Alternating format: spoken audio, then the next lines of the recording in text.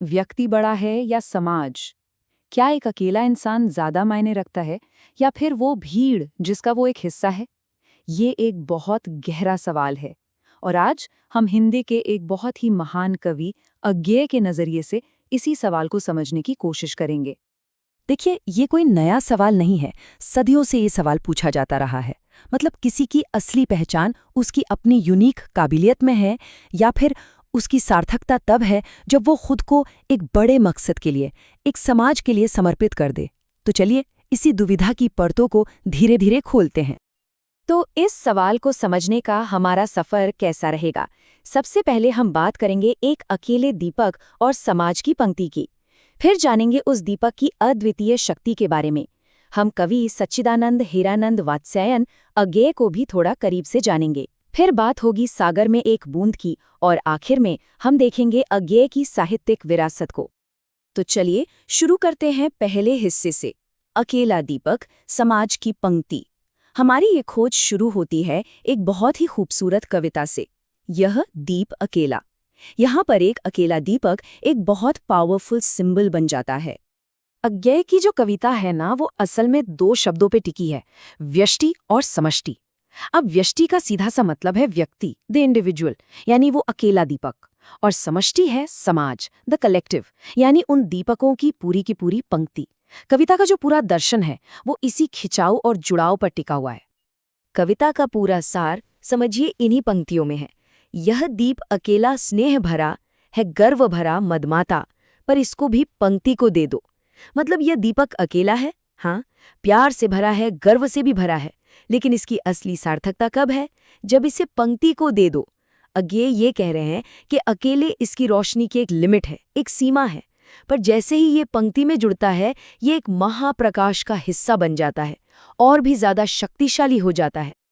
अच्छा, तो इसका मतलब ये नहीं है कि पंक्ति में शामिल होकर अपनी पहचान ही खो दो। नहीं, अज्ञेय के लिए हर व्यक्ति, हर एक दीपक समाज को कुछ बहुत ही अनमोल और अनोखा देता है।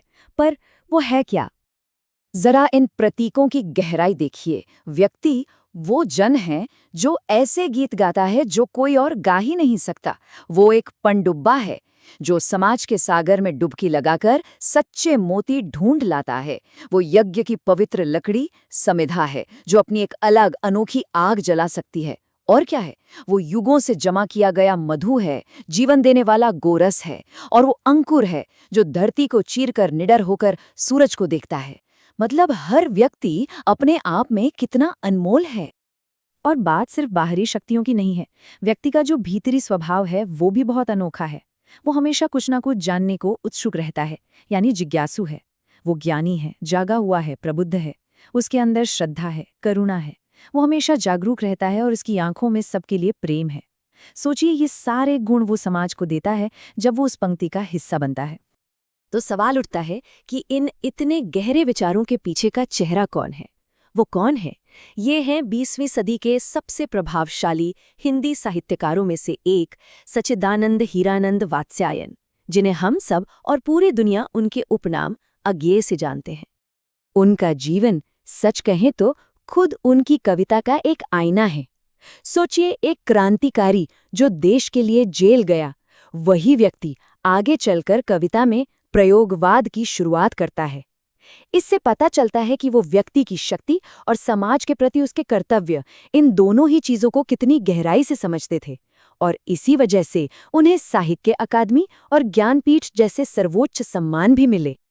और देखिए, इसी वजह से उन्हें सिर्फ एक कवि नहीं माना जाता, बल्कि एक युग प्रवर्तक साहित्यकार माना जाता है। युग प्रवर्तक यानी एक ऐसा लेखक जो एक पूरे नए दौर की शुरुआत करता है। और उन्होंने किया भी। उन्होंने हिंदी कविता को एक नई भाषा दी, नए प्रतीक दिए और एक बिल्कुल नई सोच दी। अच्छा, अब आगे हमें व्यक्ति और समाज के इसी रिश्ते को एक बिल्कुल अलग नजरिए से दिखाते हैं। इस बार दीपक की जगह प्रतीक है पानी की एक बूंद। तो अब प्रतीक बदल गया है।